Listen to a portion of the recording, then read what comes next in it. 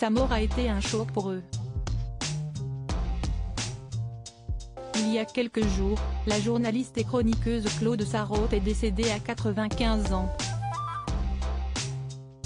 Une femme dynamique, drôle et qui possédait une personnalité unique, comme le raconte son ami Laurent Ruquier et toute sa bande. Il faut dire que tous avaient une tradition depuis des années, fêter ses anniversaires aux quatre coins du monde dans des soirées endiablées. Chroniqueuse pendant de très nombreuses années pour les grosses têtes, on a tout essayé et journaliste au monde, Claude Sarraute était une femme aux nombreux talents. Mais celle qui est décédée le 20 juin dernier avait surtout un talent inouï. Pour s'amuser et faire la fête. Un trait de caractère dont ses proches ont voulu se souvenir auprès de nos confrères de gala.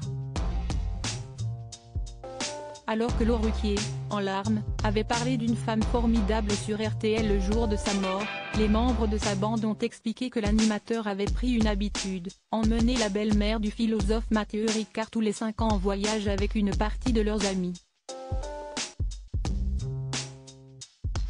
Et pas n'importe où. Si est-il elle qui décidait où elle voulait aller et Laurent organisait tout pour une trentaine de personnes.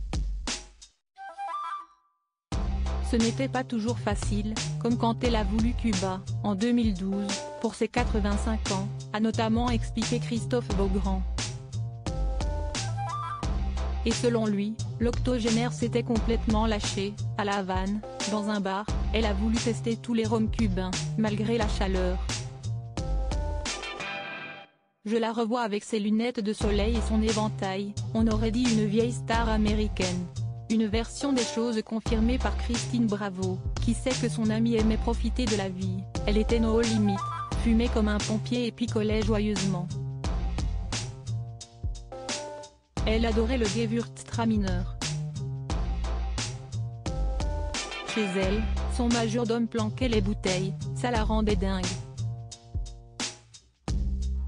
Vers la fin de sa vie, elle n'avait le droit de boire qu'à partir de 19h mais, si tu arrivais à 18h, elle disait allez, il est presque 7h et faisait tout un cinéma pour qu'on ouvre une bouteille, a expliqué la femme de Stéphane Bachot.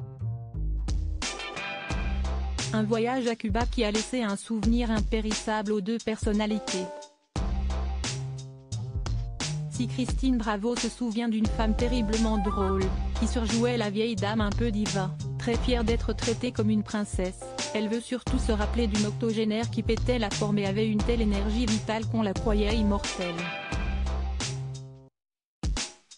Partie pour New York ou encore Londres, la bande s'était réunie à Paris l'an dernier. À 95 ans, plus question en effet pour leur ami de voyager autant. Mais cela ne les avait pas empêchés de s'amuser. Nous étions une trentaine, détaille d'ailleurs Christophe Beaugrand.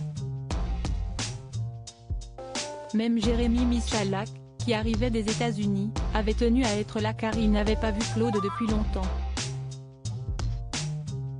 Elle mangeait toujours comme 4 et avait dévoré avec délectation sa crème au chocolat. Parmi les cadeaux reçus, un livre avec les photos de tous nos voyages. Et on imagine que cette tradition va être dure à surmonter.